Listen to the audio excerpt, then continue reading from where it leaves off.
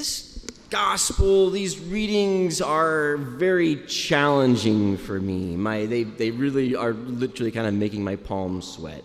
These are the kind of readings that prophets got thrown into wells for preaching, and people didn't like them very much because they were messages about complacency. And I feel guilty. I feel very, one of the things as I was growing up as a boy, people always told me, well, put yourself somewhere in that proverb or story, and where do you fall? Or the other question sometimes you should always ask is, where's Jesus in the story? But when I look at this gospel reading from today, the gospel of Lazarus and the rich man, and I ask myself, where am I at? I'm never in the doorway with sores and dogs licking my wounds. That's never me. I've never, ever, ever been that low in life. I've not quite been on an ivory bed, and I've drank wine from some pretty large containers. And I hurt. This hurts every time I think about this gospel. It's hurt for years. And I don't necessarily know how to preach to that hurt. But I know it's real, so I got to speak to it, because that's the only way Jesus heals it. He speaks into that. He hurt. And he goes, it's not. He binds it up. So that gospel attacks hard at my heart. And it's a stark contrast, right? Nobody here is literally stepping over the homeless. I would hope, please, nobody's stepping over the homeless as they're leaving their home every day. If you are, please come speak to me. I'd like to meet the homeless person who's living in your door. I really would. I'd like to meet them. The prophet Amos, written some 700 years before Christ, warns of this very thing, right? He's talking about eating the lambs taken from the flock, and just the best of oils to anoint ourselves, wearing even underwear that matches our fine clothes, right? This reference to linen here is they're referencing really fine clothes and undergarments. This is a really wealthy person here, as I have sometimes been, right? I wear pretty luxurious clothes even now.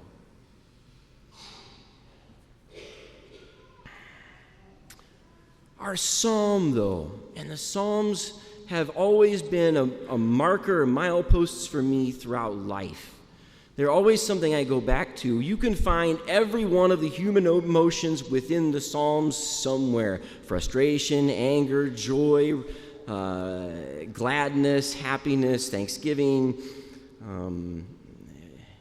resent. You can find it all. You can find everything within those Psalms.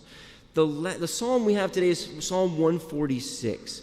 And it begins the last part of the Psalms. There's 150 books in the Psalms, and the last 5 books compose this great alleluia, this tremendous doxology. The last 5 Psalms kind of encapsulate the 5 books of the Psalm. And blessed is he who keeps faith forever, who gives food to the hungry, who sets captives free, gives sight to the blind, and raises up those who are bowed down. When I look around me, when I truly look around me, those who inspire me throughout life, continue to inspire me, are those who do those things.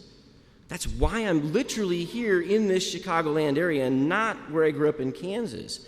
I came to work at a homeless shelter where I would go, and meet these homeless people. And sometimes, yes, they are sleeping downtown in the doorways of these buildings.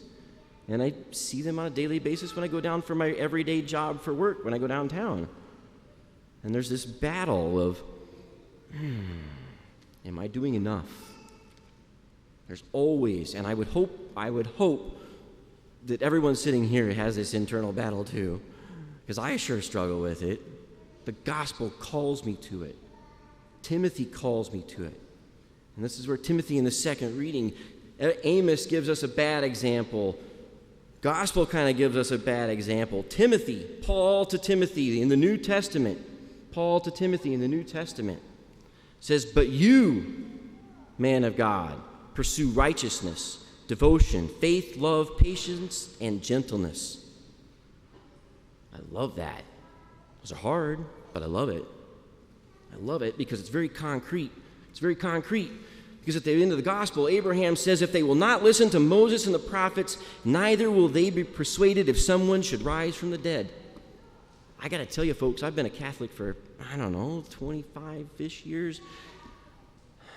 The resurrection of Christ isn't something it's something I think about, but it isn't something that motivates me every day. The resurrection of Christ is something I completely do not understand. It isn't the thing that persuaded me. If I were to deconstruct my faith over the last 20 years, it wasn't per se the resurrection. It was being nurtured and fed when I was hungry in the faith by people like you. It was being nurtured in my faith by my stepmom and my father and my extended family and my in-laws and all those I encountered. They just nurtured that. They fed me in ways that I am forever grateful for. They saw a hunger that I didn't see. And I think that's what's required of us. I think that's what's required of us in this time of conflict and confusion. There is a great chasm that separates the rich man from the poor man.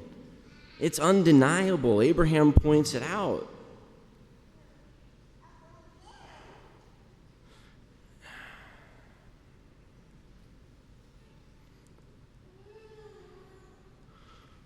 I think Timothy points to what I think is the key, and it is, for me, the key to it. It is compete well for the faith.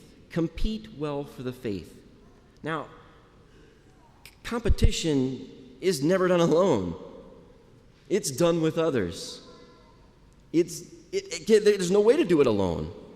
The more I'm doing this, the less I'm actually engaging with someone else and actually competing with them in small ways. Competing for smiles, competing for anything, competing in a game, competing at anything. Like, we don't have to take that word competition very literally, but there is that striving well together. That's the key to this. We have to stay together. We have to do it together. We have to strive with one another together. Because without that, we, like, the rich man passed over. It's only after death he wanted to send somebody to help his brothers. He wasn't thinking about his brothers before death. He wasn't thinking about the poor man before death.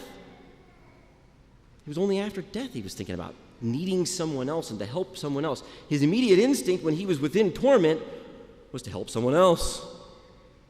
I should say something. He knows. I don't have a good ending for this. A lot of times when I prepare a homily, I say, "Lord, how do I get out of here? What's my parachute? What do I say? How do I end this?" And I don't know. I don't have a good ending for this homily, except that strive well together. Compete well for the faith.